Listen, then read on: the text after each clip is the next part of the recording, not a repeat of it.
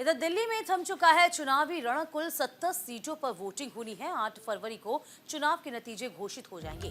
दिल्ली विधानसभा चुनाव का प्रचार कल शाम 5 बजे हुआ। कल 70 सीटों पर वोटिंग होनी है। 8 फरवरी को रिजल्ट आएंगे। चुनाव प्रचार के आखिरी दिन आप भाजपा कांग्रेस के नेताओं ने जमकर चुनाव प्रचार प्रसार में अपनी ताकत झोंकी है।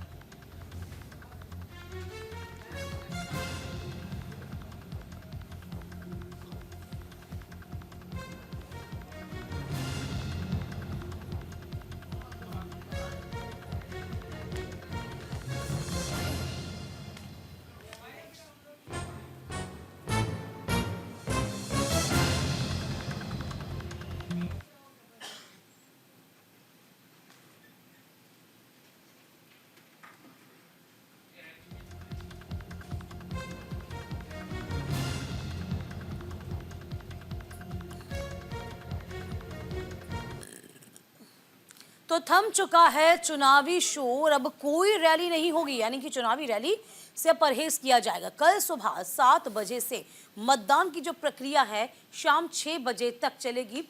दिल्ली की 70 सीटों पर मतदान होना है। 1,56,14,000 मतदाता अपने मताधिकार का इस्तेमाल करेंगे, वोट को कास्ट करेंगे। 699 प्रत्याशियों के भाग्य का फैसला ईवीएम में कैद हो जाएगा। तो कल का दिन बहुत खास है। जद्दोजहद में तमाम पार्टियां लगातार जुटी हुई थी। कल उनका रिजल्ट, हम यूँ कह सकते हैं कल उनकी परीक्षा का दिन है। जो भी तैयारी की गई है, किस तरह की तैयारी हुई है, कल जो मतदाता है अपने मताधिकार का इस्तेमाल करेंगे, वोट को कास्ट किया जाएगा। सुबह 7 बजे से लेकर शाम 5 बजे तक मतदान की प्रक्रिया चलती रहेगी, शाम 6 बजे तक। अब देखिए, सभी ने एड़ी से चोटी का जोर लगा रखा है।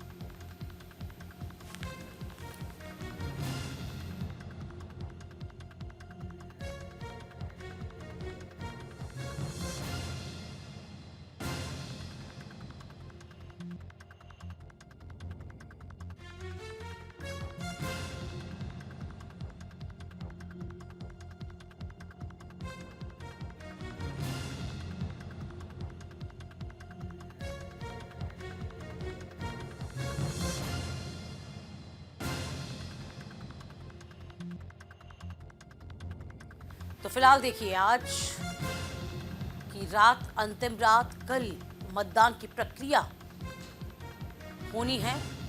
वोट को कास्ट दिल्ली के बाशिंदे करेंगे और आने वाले 5 साल के लिए कल मुस्तकबिल लिख जाएगा कि किसके सर सजेगा दिल्ली का ताज। हालांकि ईवीएम में कैद हो जाएगी वो तमाम तस्वीर, तमाम मत, जो कि 8 तारीख को बतौर रिजल्ट के जरिए सामने आएगा। फिलहाल पूरा दिल्ली का मुकाबला ट्रायंगल, त्रिकोणीय, बीजेपी, आम आदमी पार्टी और कांग्रेस, इसमें फुट लगाती हुई। तो फिलहाल देखिए, अब देखना ये होगा कि जहां पर आम आदमी पार्टी चौथी मर्तबा पे किस्मत को आजमा रही है, एक बार फिर से दिल्ली की जनता से अपील कर रही है कि देखिए, हमें वोट दीजिए। आप यदि हमें वोट नहीं देंगे तो जो फ्री ब्रिज है, जो सुविधाएं हमने मैसर करवाई हैं, वो सुविधाएं बीजेपी के द्वारा खत्म कर दी जाएंगी। बीजेपी लगातार आरोप लगा रही है, जो कि 25 साल सत्ता से दूर है। बीजेपी कह रही है कि आम आदमी पार्टी ने जिस तरीके से भ्रष्टाचार के माध्यम से लोगों को ठगा, शीश महल तैयार किया, 10 साल में वो उतनी उन्नति नहीं कर पाया जितने की डबल इंजन वाले राज्य कर पाए हैं। तो एक बार फिर से हमको 25 साल के बाद मौका दीजिए, लेकिन मौका इस बार बहुत लाजमी है। देखिए, बीजेपी के लिए सियासी जमीन को तलाशना बड़ी चुनौती भी है।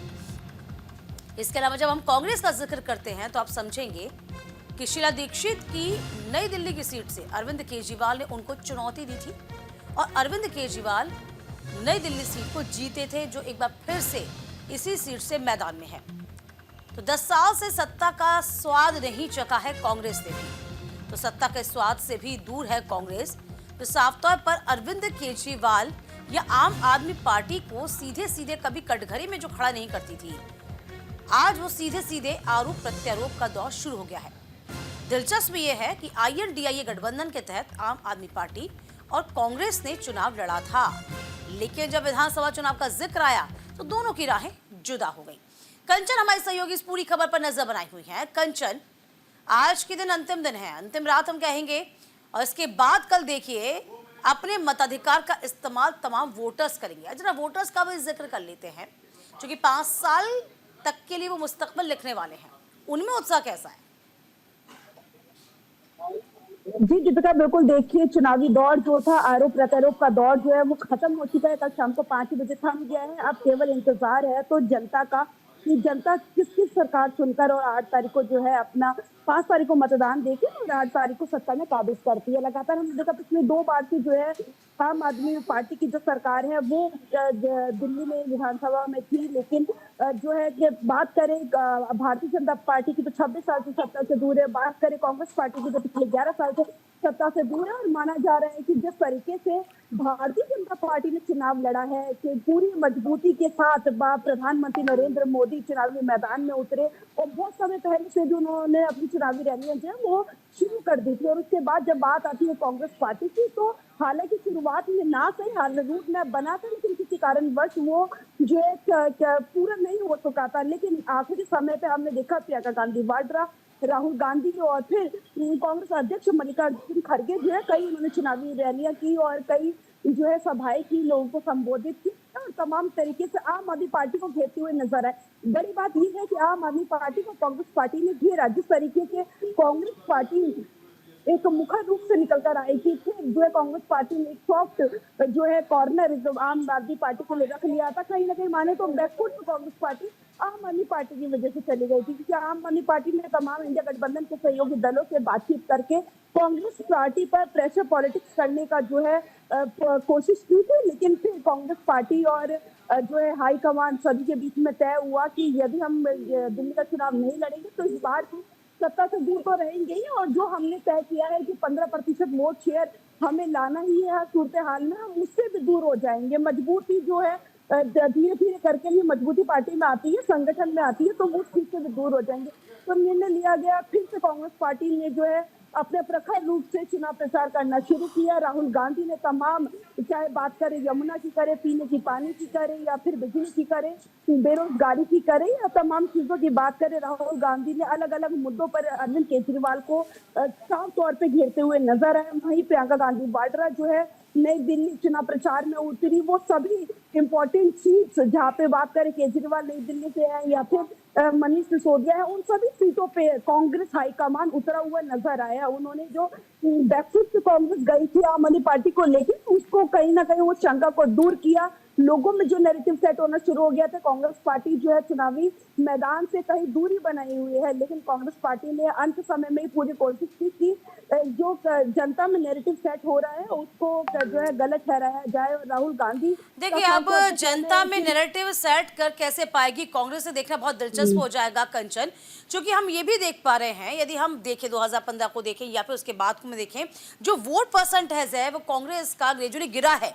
अब कांग्रेस को यही ख्याल देना होगा कि आखिरकार ऐसा क्या किया जाए कि हम वापस से अपने वोट परसेंट को बढ़ा जाए, क्योंकि एक भी सीट यहाँ पे देखें तो कांग्रेस की नहीं है। कांग्रेस के लिए बहुत चिंता वाली बात है। बहरहाल हम आनंद का रुख करते हैं। अब आनंद, बीजेपी के लिए भी राह उतनी आसान नहीं है, जो कि 25-26 साल हो गए हैं बीजेपी सत्ता का स्वाद नहीं चख पाई यहाँ पे। तो यहाँ पर सीधी चुनौती यदि हम इस वक्त देखें तो बीजेपी और आम आदमी पार्टी के बीच नजर आती है। कांग्रेस फुट जरूर लगा रही है, मुकाबले को ट्रायंगल जरूर बना रही है, लेकिन जो अहम मुकाबला जो हम देख पा रहे हैं वो बीजेपी और कांग्रेस के बीच में है। तो फिलहाल बीजेपी की तैयारी पूरी है, पुख्ता है, क्या माने हो? जी बिल्कुल।